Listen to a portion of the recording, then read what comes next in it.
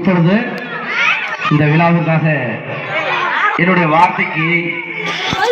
நான் சொன்ன வார்த்தைக்காக வந்த எனது ஆறுயிர் அண்ணன்கள் அனைவருக்குமே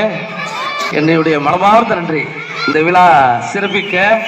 எனக்கு ஒத்துணையாக இருந்த சௌந்தர் அண்ணன், KRS மணி அண்ணன், மணிகண்டன் அண்ணன், சிவா அண்ணன், ராஜேந்திரன் அண்ணன், குபேரன் பெயிண்டர்ஸ், பீக் மொபைல்ஸ் பிரபு அண்ணன், பிரபு விக்டர்